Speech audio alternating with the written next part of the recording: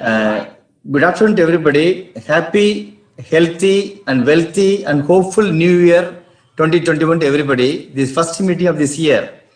And we start with the bank with Dr. Sharma's great lecture. We are all probably ardent devotee of Dr. Sharma. We are all amazed by his knowledge, experience, as well as expertise, and his passion for sharing knowledge. Thank you, Dr. Sharma, for your excellent, brilliant talk. We are amazed by your great work, and we thank you for that.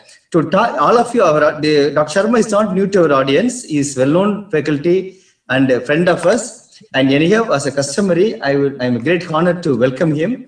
He has got MD, MSc Canada, as well as WFRCP from UK, from Glasgow, as well as from Edinburgh, one of the famous universities in the UK, as well as FIMSA, FIAMS, FCCP, lot of honors he has, and FACP, American College of Physicians, and also he is also a online faculty to MRCP, to PG students in Texila American University, and is adjunct faculty to JSS Medical College, Mysore.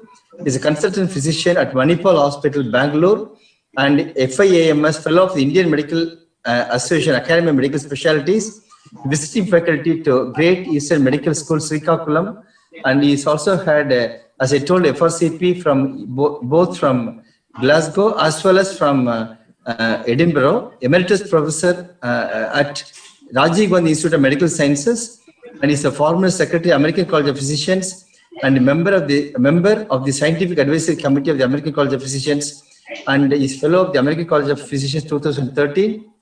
Multiple accolades he has, and very long list to mention. He had multiple international publications as well as a lot of international presentations he has had. And he is a very, very famous, very popular and lovable and amazing teacher. We welcome Dr. Sharma. I have personal respect and regards for him. And I was amazed by his interest and knowledge sharing in philosophy as well as religion.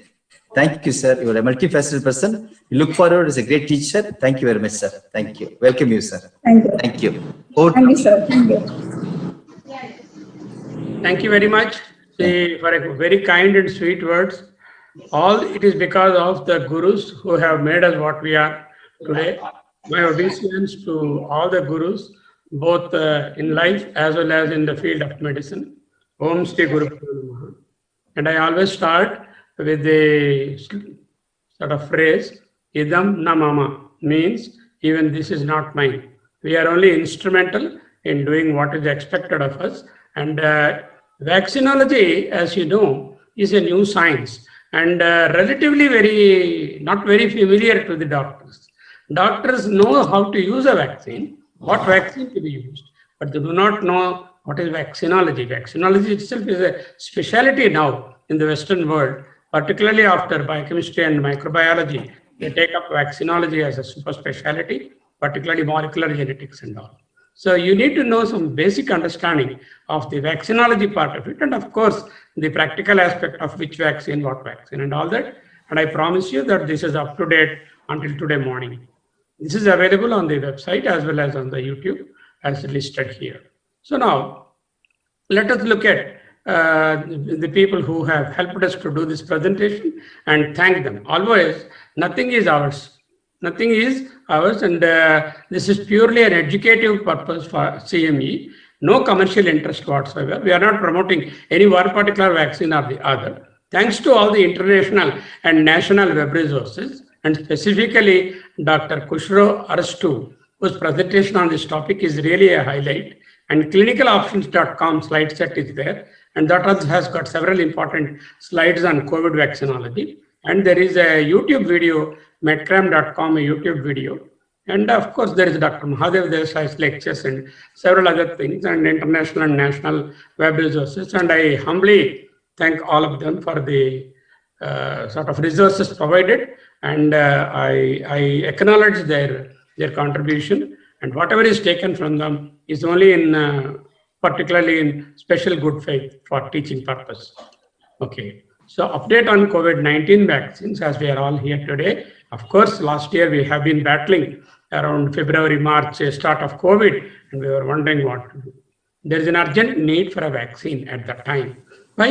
The disease is highly transmissible with very great ease, causes a lot of morbidity, significant mortality, and of course, secondary attack rates are very high. Reinfection also is now a problem, has asymptomatic illness. Any disease which has got an asymptomatic illness, very difficult because people won't come out with the disease or the symptoms, and they may be suffering, and in the process they will be transmitting. The absence of effective and specific treatment also makes it a wonderful opportunity for the vaccine to be at the center stage. Disease is novel, and also there is no herd immunity. Herd immunity means general level of immunity in the community to resist the infection is called the herd immunity. And in India, we have to now today so many cases that are listed there, and then deaths also are listed there, and then global cases are around 90 million cases. India has 10 million cases,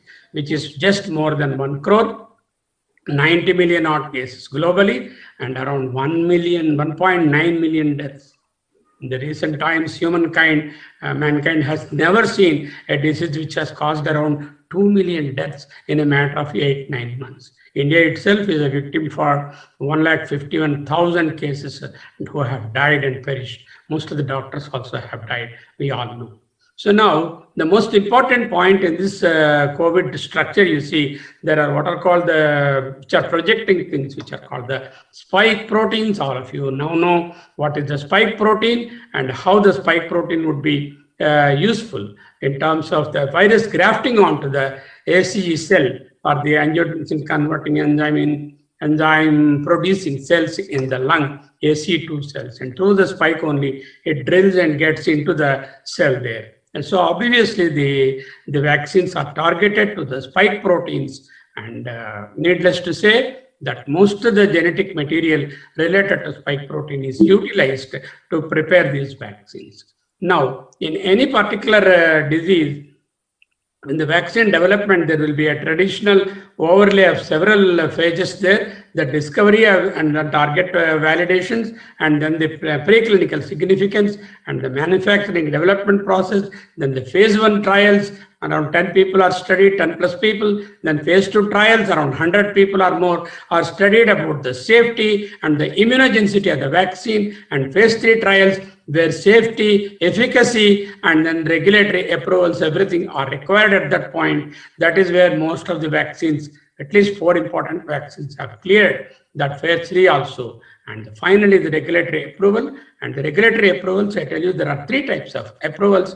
One is called the regular use that anybody can use, and it can be regularly used, and these vaccines are not for that. The second one is called the EUA, Emergency Use Authorization. And the third one is Special Situation Authorizations, and we are in the process of EUA for these particular vaccines. So necessity is the mother of invention. The global pandemic emergency, usually this has triggered the vaccine development. Usually for a vaccine to develop in earlier days, you are taking a decade or more. Now we could do a vaccine within a matter of less than a year. It is all because of the prior knowledge about the role of the spike proteins in the COVID pathogenesis, because we know SARS-CoV, this is SARS-CoV-2, and we had SARS, and we have also other MERS and other similar diseases which had the spike protein, and we know a lot of information about that. The second thing is the neutralizing antibodies against the spike protein is essential for the protection. That information is also known. And third thing is the evaluation of the nucleic acid vaccine technology platforms. These are the novel things, we were not traveling on bullock carts anymore nowadays. We use, faster modes of transport and communication also. We communicate through your WhatsApp or cell phone very quickly. And so days have changed. So the vaccinology also has to adapt to that. We have the nucleic acid vaccines, the mRNA vaccines there. And then many developmental activities are rather done simultaneously rather than parallelly. They were done parallelly rather than sequentially. So that resulted in a very quick approval of some of the most important vaccines. 87 plus vaccines are under preclinical trials, 38 are in the phase 1 trials, and 16 are in the phase 2 trials, 12 are in the phase 3, 2 are approved in the globally, And India has recently approved in this month, in the early part of January, we have 2 approved. So total we have now globally 3. In India, we have 2 approvals for the 2 vaccines. I'll show you about them. COVID vaccine, the vaccine candidate development has taken this much is the timeline. Now you have to understand 2 important things. One is called the infection, the other is called the disease. In infection, there is a replica of the virus, the SARS virus in the body, whereas in disease, not only the infection is replicating, there are clinical manifestations or symptoms also. What is the difference? A person who has got symptoms will seek medical care. A person without symptoms and only has infection, he doesn't seek the medical care. So much so, he is a hidden hazard. Unknowingly, he will be transmitting the infection to other people, particularly in a communicable diseases like of this nature of COVID. Infection is highly important aspect. So please mute your microphones, all of you in the panel. I hear some noises. Please allow me to go. Okay. Now, as you see, what happens is when the ACE2 inhibitor, ACE2 cell is the one which is attacked, then there will be an entrapment of the virus into the cell. And initially what we will do is we will find out from the infected person and take out the immunoglobulin, the white-shaped thing there. That immunoglobulin is put in the Petri dish and then multiplied. In vitro antibody functional assays are done, and those antibodies are injected to the mice, and mice produce more antibodies. And from them the antibodies are extracted, and they study to which antigen the antibody is attached and pick up that antigen and multiply that is the target antigen, and put it into the preclinical trial. And then once the antibodies are developed for that target antigen, then again it is used in the volunteers. This is the routine that is followed all over. Depending on the disease, we may use different types of proteins. Types of COVID-19 vaccines, here we need to understand different types of COVID-19 vaccines. There are vaccines. We have immunogenicity or immunity is again active and passive. Active means the infective protein is injected or infective material. The components of that are injected into the body, and that produces antibodies which are lasting and gives protection. That is active immunity. Passive immunity is when we actually don't inject the protein or the infective material part of it. Of course, it is attenuated and killed, and only the antibodies are produced in the lab or in the people who have recovered, like the plasma of the convalescent plasma of the people who are infected, or you just have to develop the antibody in the lab, like your Regeneron and other things, and inject the antibody into that. This is a passive immunity. Both are possible and both are available. Now, there is another new thing that is happening is what is called the MIT. What is MIT? mRNA-induced antibody. Remember, it is an antibody. It lasts only for 8 days or 10 days or 2 weeks, as long as the half-life of the protein is there. And this is very useful for people who have just got the infection. They can have the MIT. Just like in the tetanus, we have the tetanus toxoid, and also we have the anti-tetanus serum. The antibody is the anti-tetanus serum-like thing, and the anti-toxoid is the vaccine-like thing. So just that a basic understanding. Yet internationally, Moderna vaccine and then Pfizer vaccine and AstraZeneca are accepted internationally. India has accepted one more called the COVID Shield, which is from the Bharat Biotech. We will see them later. So if you see there, what are the various vaccines targeting? You see that circle there. The circle has got 12 DNA vaccines, 20 RNA vaccines, and 3 related to SARS-CoV live attenuated, SARS-CoV-2 inactivated 8, and protein-bound based vaccines are 44. Viral vector replication is 16, and viral vector non-replicating is 14, and others are 10. So if you just put the same circle around 15 years or 20 years back, mRNA will not be there, DNA will not be there, viral replication will not be there, only live attenuated, inactivated, live attenuated, inactivated. Now, the fast track was that things are getting faster, and we are no more dependent on injecting the live attenuated or inactivated. particle, infective particle with all the dangers associated. So we have the scientific advancement in the form of protein-bound vaccines or viral replicating vaccines or the DNA vaccines or mRNA vaccines. So what are they? We have to study. Now, so you can see here, the nucleic acid vaccines are called the RNA, mRNA, and the DNA vaccine. So you can just understand what is DNA and what is mRNA. If you have an original Aadhaar card, and that original Aadhaar card is the DNA or the genetic code in the nucleus. Supposing the bank asks you to give an evidence of your Aadhaar, what you do? You don't give away your original card. You produce a Xerox copy of that and give the Xerox copy.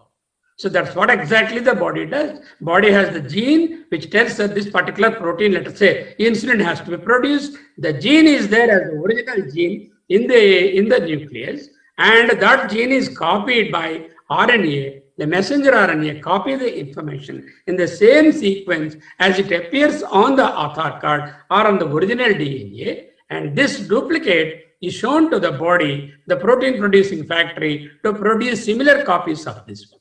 This is what exactly is the mRNA. So where is the mRNA located? mRNA is not in the nucleus. mRNA is in the cytoplasm. Whatever there is in the nucleus, the chances of it getting into the next generation of cells and into the progeny also are there. Whatever there is in the cytoplasm, it will not last long. Once the duration is over, it gets destroyed. That is the basic difference between an mRNA and the RNA. Here, nobody is asking you the original Aadhaar card. The virus protein is given into the system, and the protein coding is available in the system in the cytoplasm, and this is presented to by the antigen presenting cells onto the immunogenic cells, particularly the lymphocyte T and B lymphocytes, and they develop antibodies against the proteins which are copied from the mRNA which is there in the cytoplasm.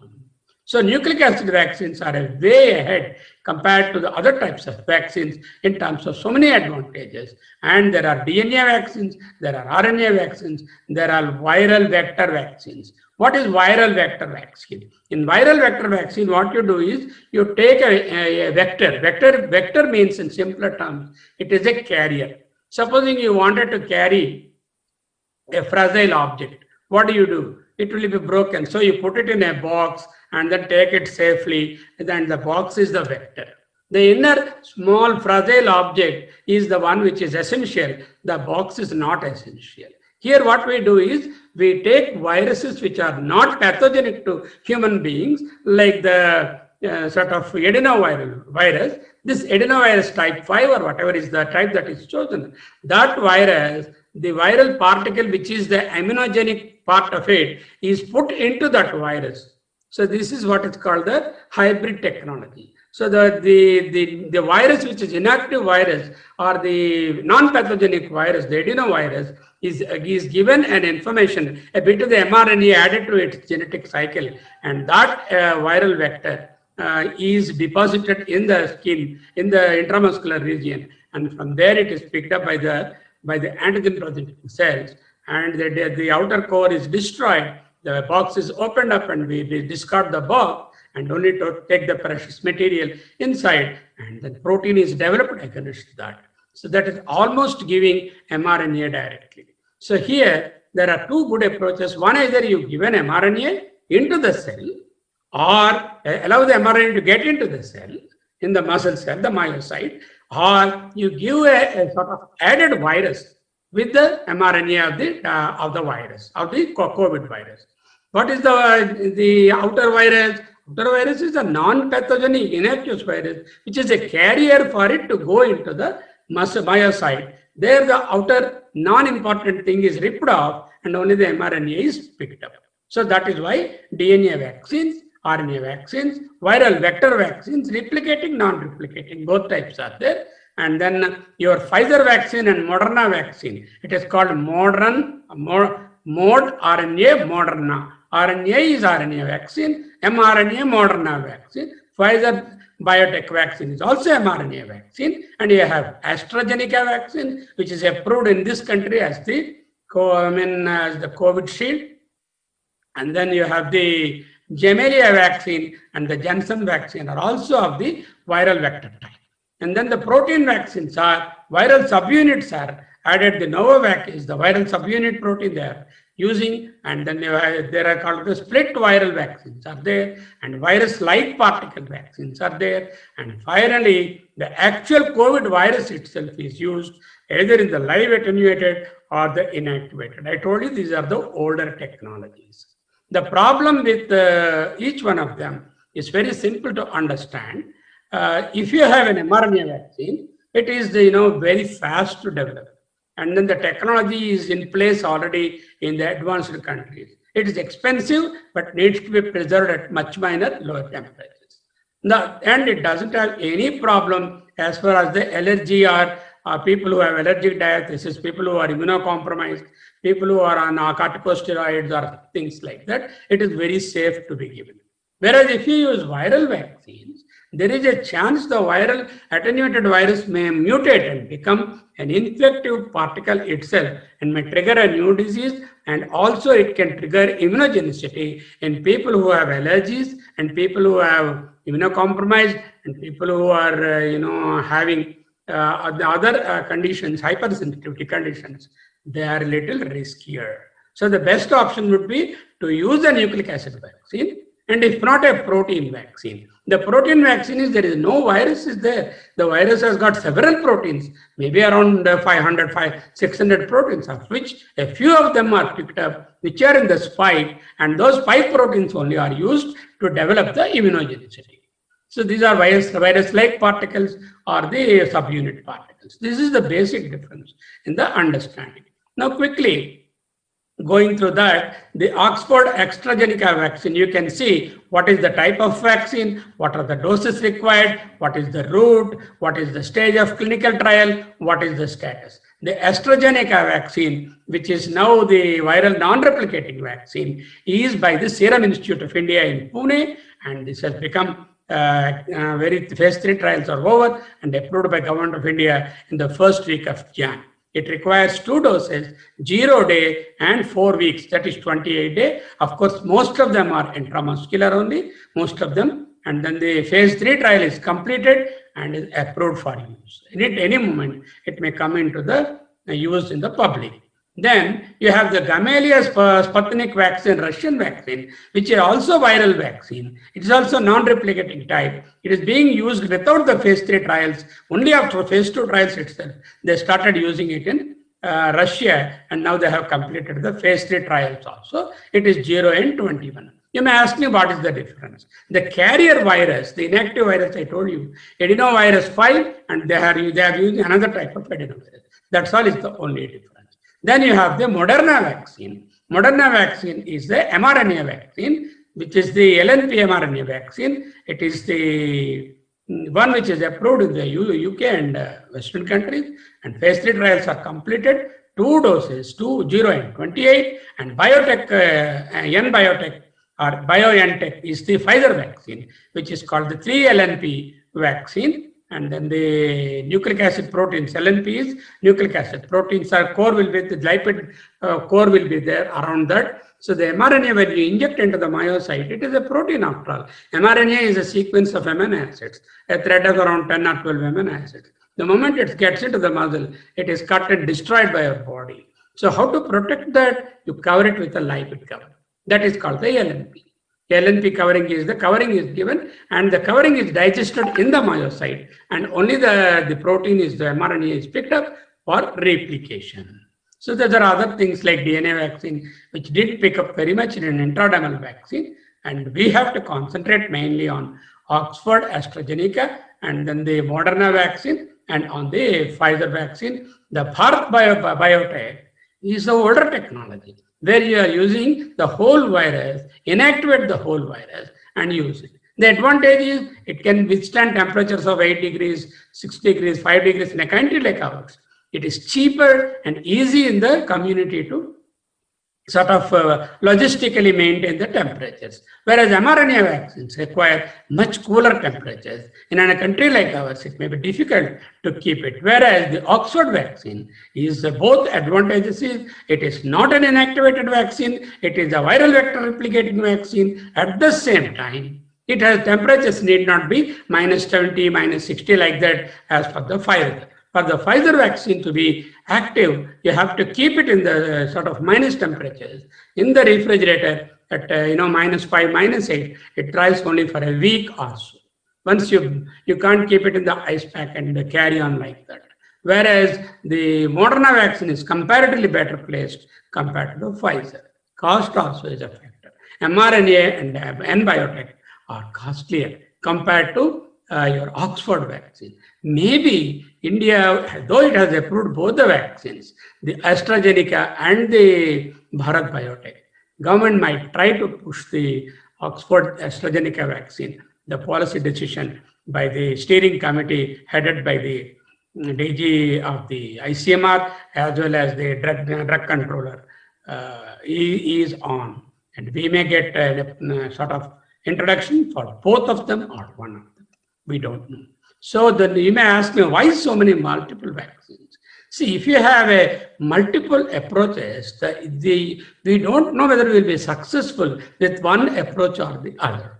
Now, if you have multiple vaccines, the success rates can be different, the adverse effects may be different, the temperature requirements may be different, the ability to produce in large volumes in millions of people have to be vaccinated, that may be different. For all that reason, multiple approaches are essential, and rightly so. The world has taken up the challenge and developed across all platforms, like, killed vaccines, live attenuated vaccines, protein subunits, the viral vector multiplying and non-multiplying carrier vaccines, mRNA vaccines, like that, all varieties have been developed. So this is when the vaccine is available, healthcare workers and the people around 75, 80 will be the first priority. Then of course people with comorbidities. Then of course the general public. And of course, none of these vaccines have been tried in children and in pregnant women. Okay. I have got a very wonderful document for you to look at, and it has got 30 questions I answered, and that document is already with the organizers here. The moment the meeting is over, they will circulate the document to all of you, and to the groups wherein I am involved, I will circulate the document which answers most of the questions. What I am trying to do here is make you understand the law, the vaccinology, and also the concepts involved, rather than giving you whether this vaccine is right away vis-a-vis comparable or not. Then the next question is, why 2 doses? If you give 1 dose, the immunogenicity is around 70%. That is 70% of the antibody titers are 70%, and 70% of people develop antibodies. If you give a second dose, which we don't call booster, this is actually booster means after the primary immunization, something you give after a year or 5 years, that is the booster. Here the second dose itself, the vaccine schedule is 0 and 21 or 0 and 28 days. 0 means the first day of vaccine, 21 and 28 are respectively 3 and 4 weeks, depending on the type of vaccine as recommended by the developer. So 2 doses are developing around 90 to 95% immunogenicity. And this is very important because we require high degree of protection. Now there are certain questions which are unanswered, which we will come to that at the end of it. So these are the various countries which are doing research on the vaccines. Of course, you can see India also is colored there in light purple, and India also. We did 2 vaccines we tried. One is the AstraZeneca vaccine, one is Covaxin, the other is Covishield, and the one is the AstraZeneca, the other is the Bharat Biotech inactivated vaccine. Of course, the Sputnik is there in the Russia, and the Americas in Europe, they tried the Moderna as well as the Pfizer vaccine. So now the vaccine pre-order, so many countries have ordered before the vaccine is developed. So many doses have been ordered and they are stockpiling them with the hope the vaccine will be effective. And if it is effective, they are paying money in advance and keeping reserve. Just like you book your, after 1 week cinema, you are booking an advance booking now.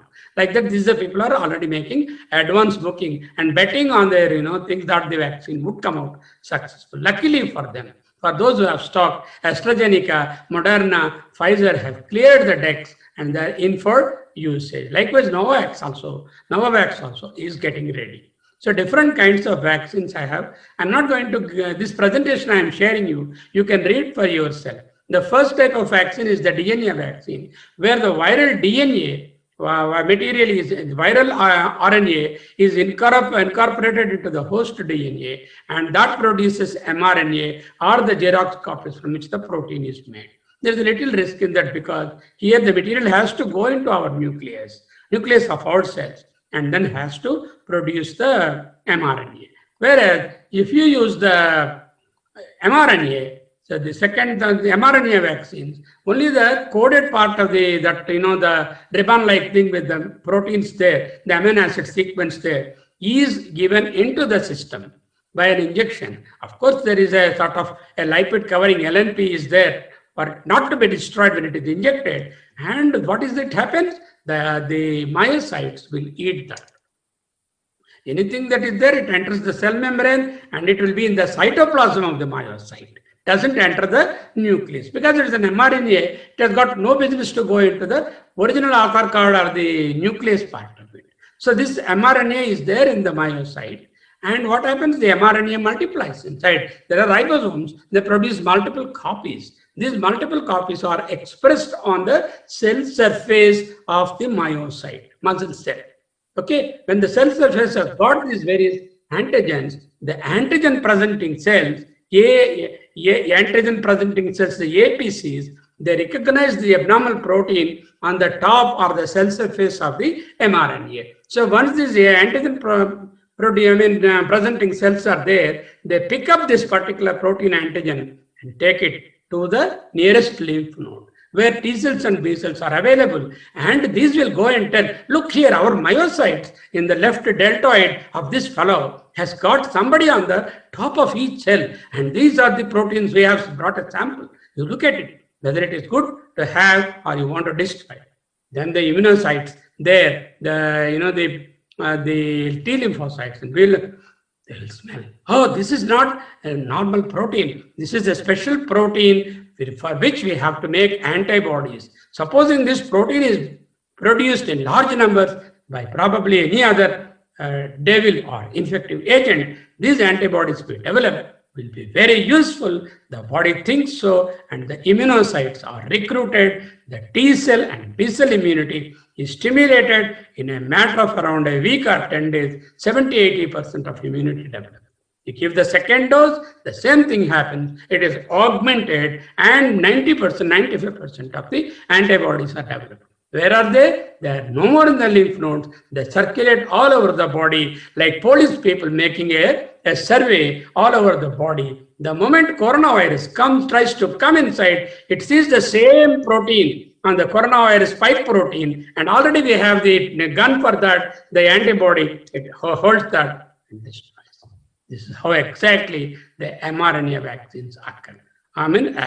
So the mRNA is injected, the spike protein is recognized, host antibody response occurs. So this is the best way, and the RNA and DNA vaccines, the advantages are they strike a balance between the generating effective immune response and the ease of production. And I told you they are very useful to administer in immunosuppressed people, in immunocompromised people, and where people with no pathogenic infection components are injected. Here we are not injecting the virus at all. A small bit of the virus protein, which is important for us to prevent the virus from taking hold on us, is injected, then there's no chance of somebody getting COVID. You cannot get with an mRNA vaccine or the adenovirus vaccine COVID infection at all, because we are not injecting the virus. We are only injecting a sample protein of the spike.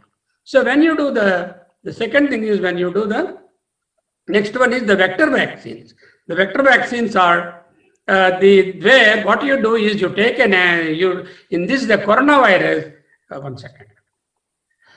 The coronavirus is in a virus mRNA, which is important for the spike protein that is incorporated into an adenovirus vector. So this adenovirus type 5 or type 25, whatever they are choosing, that is not infective to the human beings. That is infective to some chimpanzees or something, and that particular virus, which is not producing any disease, is taken as a mold and this particular mRNA is incorporated into its genetic material. So much so, if it goes into the body, it multiplies and develops the mRNA. The outer coat is taken away, the non-infective part of it, and the active mRNA is copied, and then proteins are produced further. This is what exactly the AstraZeneca vaccine, which we are going to probably use in our country. So the advantage is the cost is balanced. Second thing is the immunogenicity problems are not there, like, the allergies and then immunocompromised people and all that are not there. And the storage is also much easier because the vaccine, the material related to the vaccine is well inside another virus, and around -2 to +2 degrees may be adequate. You don't have to have very low temperatures with this particular thing, which is very ideal for a scenario like India and made in India. And we have to use something which is indigenously made, and as long as it is very useful and also very effective. And then the live attenuated vaccines are here. We take the live coronavirus, and as you can see, live virus is very bright, and it is attenuated by passing it through several chemical or several animal things, and then it is attenuated, means the intensity of its infectivity is brought down to almost near zero. The problem is it's not useful very much in people who have allergies, in immunocompromised people, and very rarely the attenuated virus may become a mutant and cause disease also. But we have been using live attenuated vaccines from time immemorial, and we don't have to be afraid of that. But this is slightly older technology. Then there are advantages and disadvantages. I'm not going to read all the English here. You can as well look at the presentation which I circulate. You can make up your mind about that. I'm going to give you the key inputs and understanding about that. Then instead of attenuated, we take inactivated virus. That means we take coronavirus, isolate from the patient, and kill it. This is called a dead coronavirus. Dead coronavirus, it cannot replicate at all. Only the proteins are there inside, but the ability of it to produce immunogenicity is rather less because we have killed the dead virus totally. But the CoronaVac and Sinovac from the China they are the ones which are of this type of vaccine. So again, the pros and cons of dead and inactivated vaccines, and compared to mRNA vaccines is there. And viral subunits, this is another newer research.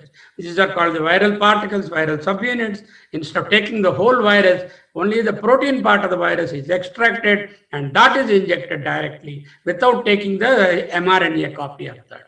Viral vaccines, VLP virus-like particles, where the entire inner core content of the virus is removed, only the outer coat of the virus is presented. As you can see, that two most important pathogenic proteins, protein spikes are removed, and only those which are required for immunogenicity, they are preserved. This is what is called the VLP type of vaccine. So to make this split virus also, as you can see, the virus is split and used here, and also mRNA-induced antibodies, the MIT I said, here what you do is use the same mRNA. Instead of asking the body to produce antibodies, instead of injecting and producing antibodies, we do the antibodies in the lab itself, and then tailor them and then properly titrate them and use the antibody as a serum, as an injection for people who are infected. This is not for prevention. This is to give to people who are infected and see that they do not progress on to hospitalization and severe disease and things like that.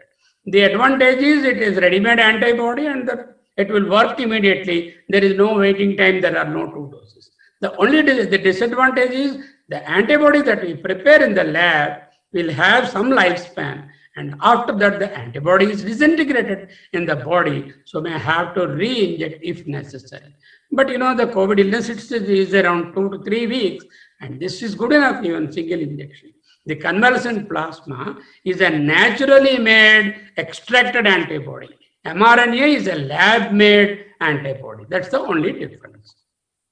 Okay, now the administration, DNA vaccines, special delivery systems are required because the DNA vaccine incorporates that into the DNA, and this has to go and reach the nucleus. So it's not enough if it goes into the cytoplasm. So it has got tough time for us to do it, and it's more costlier in Indian conditions. It may not be suitable. RNA vaccine, syringe and needle, and then viral vector vaccines like AstraZeneca vaccine, syringe and needle, both are 2 doses. Viral attenuated proteins and all, most of them are 2 doses. Some of them they are claiming 1 dose. But again, unless we are sure, a second dose is not required, it may be 2 doses.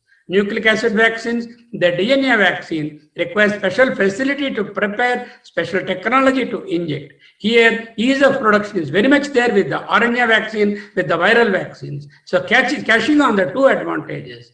The world has, come into use of mRNA vaccine, the Pfizer vaccine or the Moderna vaccine or the viral vector vaccine as we are using, they are going to use in our country, or the Sputnik vaccine of the Russia, which has cleared the phase 3 trial.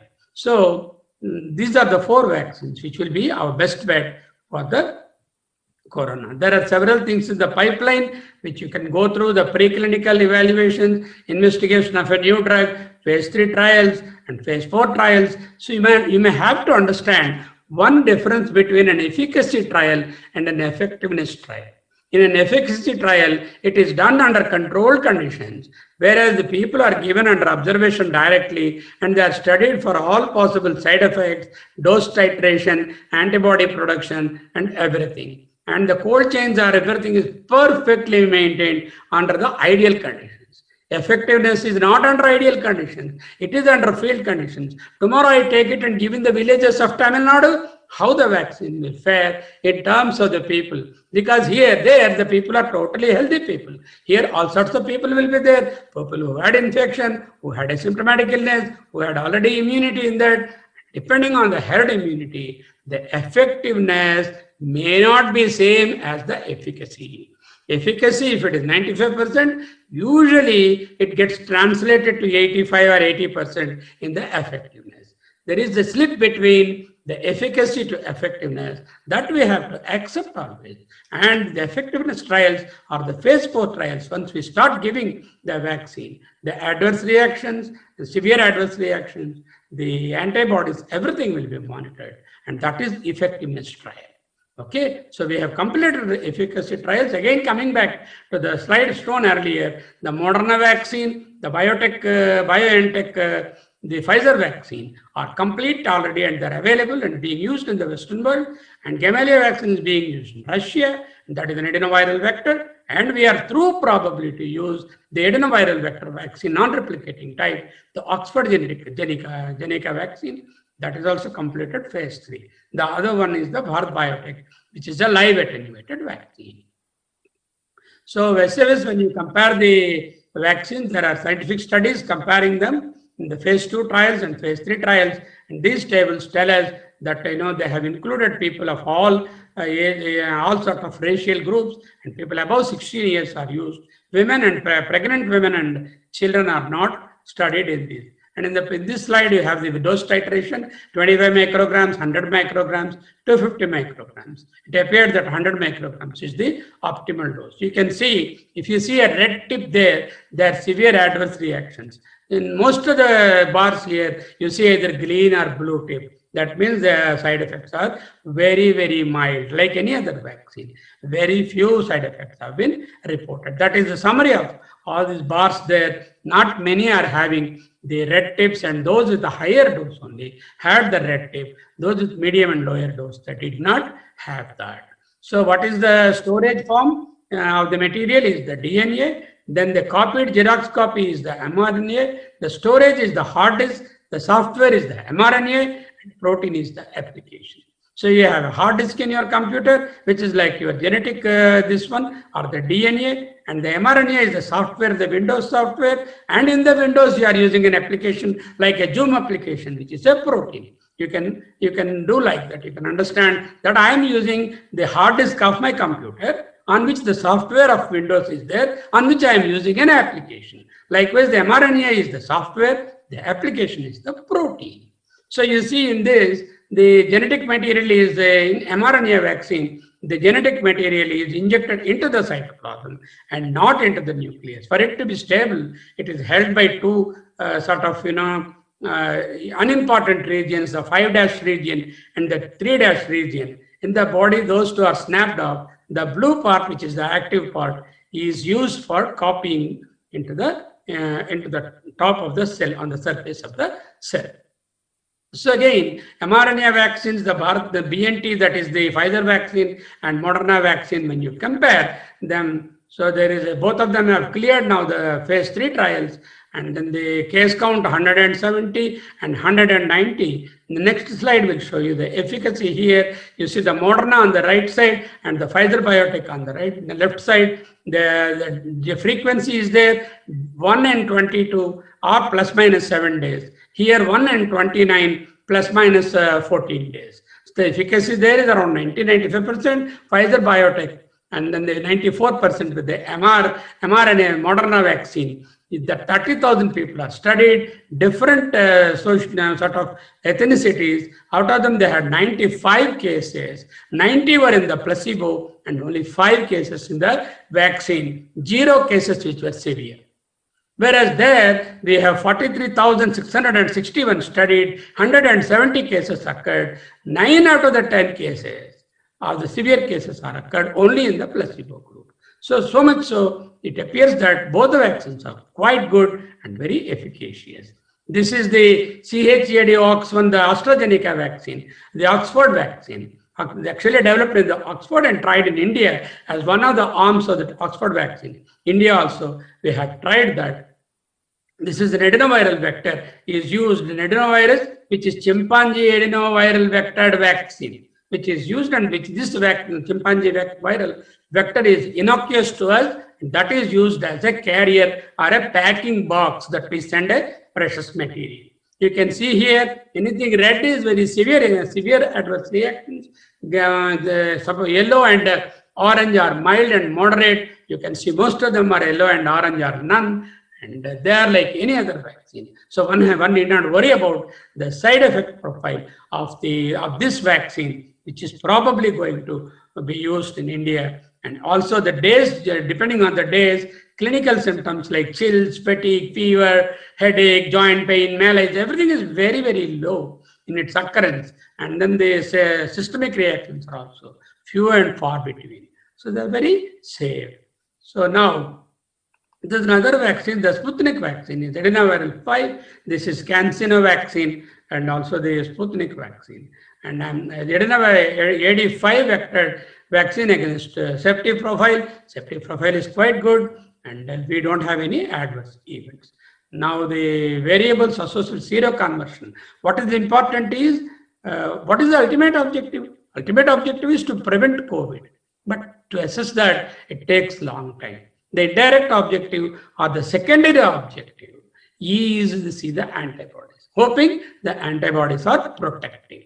Okay, and this is the nanoparticle vaccine, which is a very good vaccine. If it comes to, it's much cheaper to work it out. And Novavax is the vaccine. They have got 4 limbs there: the placebo, the lower dose plus adjuvant, and a higher dose.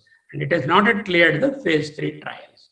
Now, evaluating any vaccine candidate, the questions that emerge are, what is the durability of the vaccine? What is durability? Durability means how long the protection lasts. How long will the protection last?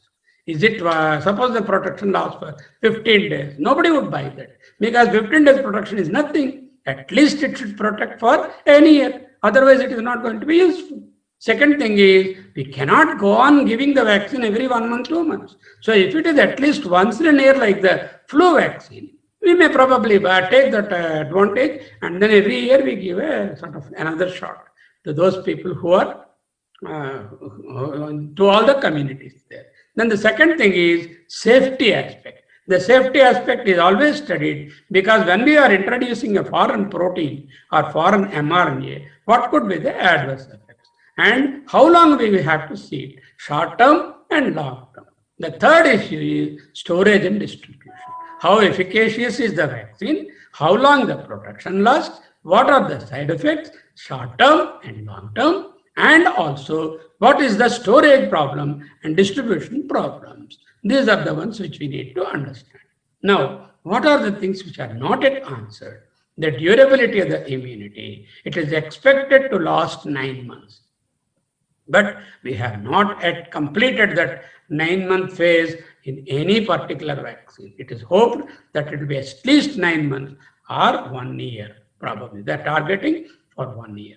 The effect on asymptomatic illness. We do not know whether the virus prevents corona infection and disease, but we do not know whether it prevents asymptomatic illness. If it only prevents disease and doesn't prevent asymptomatic illness, and our mask and all will become permanent, because asymptomatic carriers can always give the virus without knowing they have the disease. And what is the immunity in the elderly? In the elderly, the immune system is on a low key, and they may not mount the same immune response as a healthy young adult. So the elderly, how they react, we don't know. What are the long-term adverse effects? Short-term, we have seen not much of severe adverse effects. Long-term effects, we have to wait and see. We have not passed that time.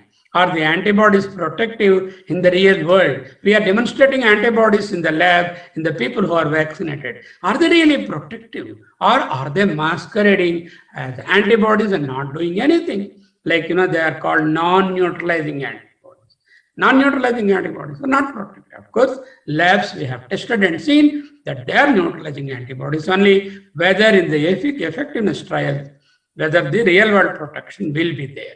Acceptance by the public. And here, all of us here, I request all of you to annul the fear, drive away the myth about the vaccines. You please educate each and every patient and contact of yours to get vaccinated. No scientific community will rush and give something which is dangerous to the people. So the fears in the lay press, fears the community, which is non-medical community, have to be tackled by the healthcare workers.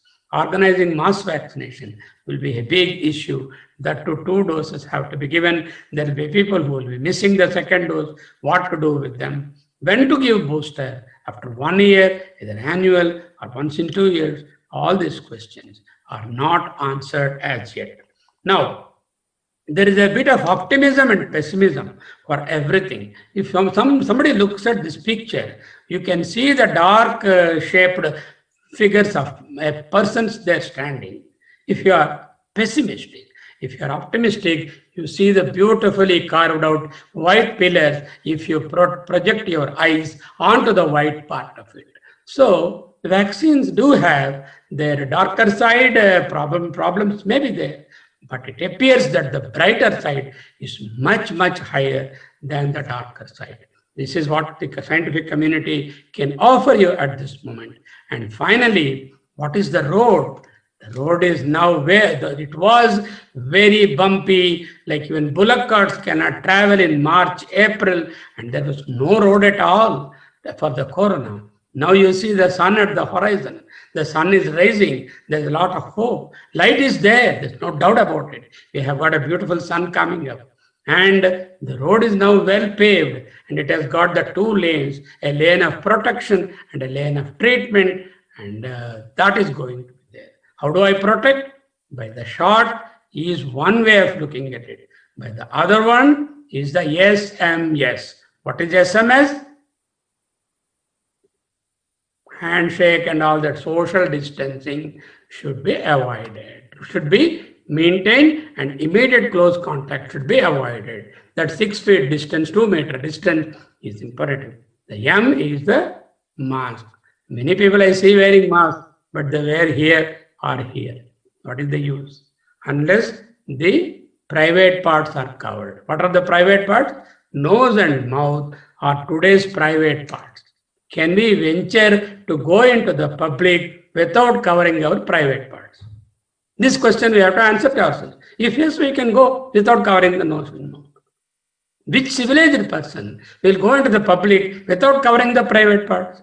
Likewise, if we are civilized, we have to wear a properly snug fit mask with the nose clips also done, and frequent change of the mask, not touch the mask while wearing the mask. And the third yes is hand washing and sanitization. Yes, yes. Social distancing, mask, and sanitization of the hands is going to be there. Take it from the community, from the scientific community. It's not going to go away. And it has produced a lot of boons. All other infections have also gone to a very low level, because once we start adopting healthier lifestyle, we are the beneficiaries. and the world is now not ready to unmask. Unlocking is not unmasking. The road is quite clear. Journey ahead will be very smooth.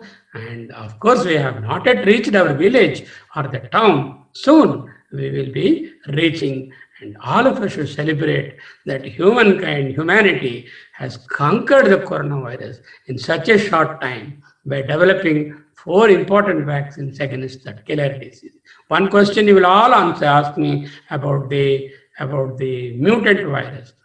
Don't worry about that. These vaccines have enough material in the vaccine for the spike proteins. Whatever mutations they have detected in the spike protein, the available vaccines are good enough to tackle. With this, I'm going to end my talk. Exactly 3-4 minutes left. And any questions I'm going to quickly answer. And I'm going to circulate 2 documents. One document about this presentation which I made. The other is 30 frequently asked questions, which you can read for yourself. Browse this presentation because nobody will be able to give all the scientific information in a matter of 1 hour. But I went through the vaccinology, the current vaccines, their comparativeness, and also the utilization, where we are. Regarding the cost, don't worry. Government and the World Bank are going to definitely help the people. But of course, I suggest if it is available in the private market, we as people in the higher strata of society should buy and take it and leave the sort of free vaccine to the people who cannot afford. Let us not stand in line and compete with them for the free vaccine, isn't it? So that is the message I have here for you. And thank you very much for the wonderful opportunity. And I say goodbye to you for now, and we will meet next week. Hari Om. Thought is not the panacea. And then thank you all.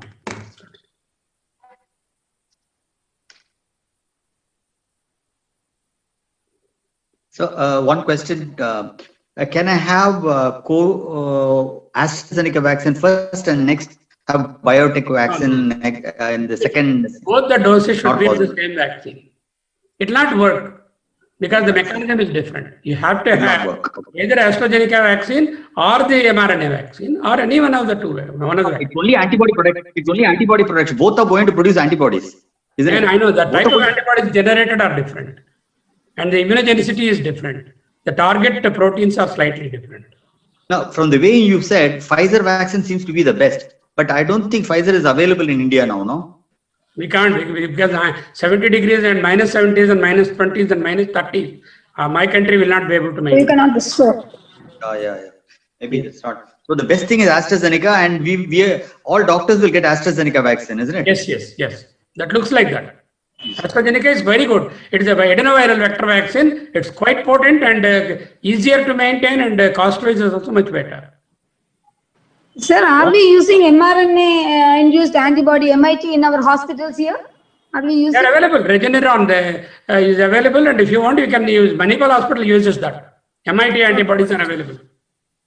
Sir, few questions in the question answer box, sir. I will see that. First, let me meet my senior friend, Dr. Tellai Valal. My namaskars to you, sir. Very nice to see you, Dr. Tellai.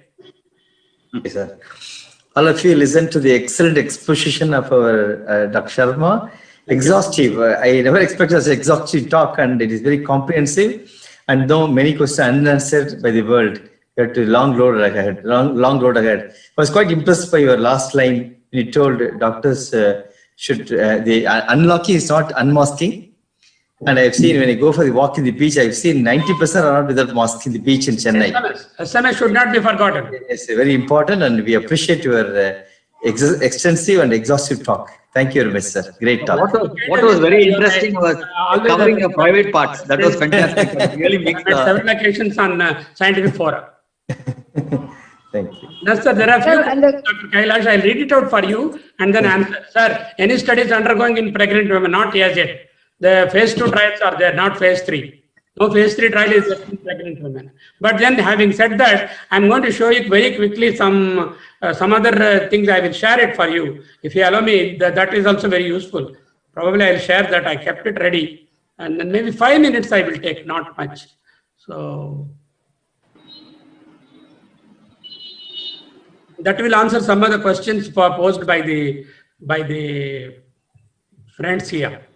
Okay, I don't have to separately answer. You see this website, SII's COVID Shield, Bharat Biotech, Covaxin granted emergency approval for DGCI. This all of you are aware about that news, and go to that website and then you look for the details there. Now I'm going to show you. This is a beautiful, comprehensive monogram published by Government of India. Can you see the projection which I am making? Are you able to see that? Yes, sir. We are able to see this. These are the operational guidelines formulated on 28th of December, and they have been revised now, and then on 15th of this month, they are going to publish a revised guideline, and more or less it will be the same. I suggest to all of you, those who are going to involve yourself in vaccine giving and vaccine taking, to go through what Government of India, the master document, 159 pages master document, worth reading, I tell you. Now, supposing I show you this one, there are two beautiful articles in the Medscape about the different vaccines that are there. Medscape is a very standard review article publishing portal, and I request all of you to go to Medscape, type COVID vaccine, you will be able to get it. Now you see here, understanding messenger RNA, mRNA compared to other vaccines. You have questions. Dr. Kailash has asked that you can combine and all that. All those things you can get by looking at that. And then you also have the Pfizer Biotech. These are some few slides. See, Pfizer and Biotech Moderna COVID-19 vaccine. What is still not known? It applies to your COVID Shield or the AstraZeneca vaccine also. See that it is still unsure on how long the immunity lasts. That's what I have told you about the duration. Expected immunogenicity 9 months to 1 year. Second one is, what is the true effectiveness of each vaccine? Effectiveness is different from efficacy. I told you efficacy under the control conditions, effectiveness under the field conditions, including the temperature, logistics, people's herd immunity, who are infected, non-infected, all that will come into picture in effectiveness. And it is estimated that effectiveness will be around 80% based on the flu vaccine experience. Now, does the vaccine prevent from being infected with the virus? That's what exactly. It should prevent theoretically, but does it prevent asymptomatic infection? The answer is not known. If it does, it is very good for all of us. Then can you still spread the virus if you are vaccinated? Yes, definitely. If you are infected and not only protected from disease, you can still have an asymptomatic infection and may still spread the disease. That is why the estimates. How might the vaccine perform? People with different risk factors. COVID-19 has a certain level of safety and efficacy among clinical trial participants, and everybody who is tried, they have got people who are comorbidities, higher age group, lower age group, different ethnicities. Having said that, some more studies are still required. Will the vaccine protect against new COVID variants? Most likely yes, but if it mutates to such a great extent, we may not be able to answer now, but as of now, the present mutation in Africa as well as in the Europe which we have are not a concern for the vaccine. And 7, what are those possible side effects? Very little compared to what we see with other things, similar one. How might the vaccine work in children? No studies. And then how might the vaccine work for pregnant or breastfeeding? No studies, but the American College of American College of Obstetricians and Gynecologists have said, treat pregnant women like any other woman and vaccinate.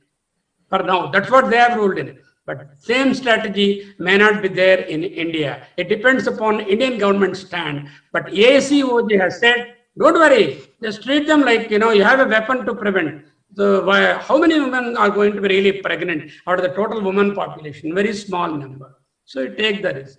So I suggest you to go to this website and also the SII's website, the COVID Shield guidelines, 150 pages, and then the Medscape 2 articles. These are worth for you to look at. And with that, I'm stopping this share. Any other questions are there? I will just see. No, that's not a issue. That's a logistic issue that the government will sort out. After taking successful vaccination, no, absolutely, you cannot vote freely. This 30 questions which I'm going to circulate, they're already with Girija madam. Please circulate that in the group. Yes, sir, I'll be doing. Question number 3 here. Dr. Padmini Venkatraman, if a second dose is missed, yes, we don't have to repeat the first dose. Second dose, you take it as early as possible. You don't have to repeat the first dose, unless it is after 1 year. If it is after 1 year, you have to give probably at that time 2 doses. Okay. These are the few questions I have here. I think it is nearing time for the next speaker. And excellent, very useful, very informative. And what else is there? Most questions and answers. Good morning, good evening. Thank you. Certainly, it was very informative. Very Very informative. excellent presentation. Excellent presentation. And Looking at that. we really admire you, sir. Yeah. We admire you. In fact, Congratulations admiration for you, so for great. being speakers today. I wish you all well for your next talk. Unfortunately, I have to leave because I have another meeting coming up at 4:30. I am signing off with the permission of Dr. Thillai sir, Dr. Kailash Yes, sir, yes. Dr. Girija madam, and thank you all very much. Thanks, sir. Thanks, sir. Thank you very much. Thank you very much. The 2 documents which I have given my presentation as well as my yes. questions on. Excellent, sir. Sure, sir. Sure. Please do We'll that. follow it up, sir. Thank Thanks, you. sir. Thanks. Please. I'll catch up with you, Dr. Kailash, in the night. Yeah.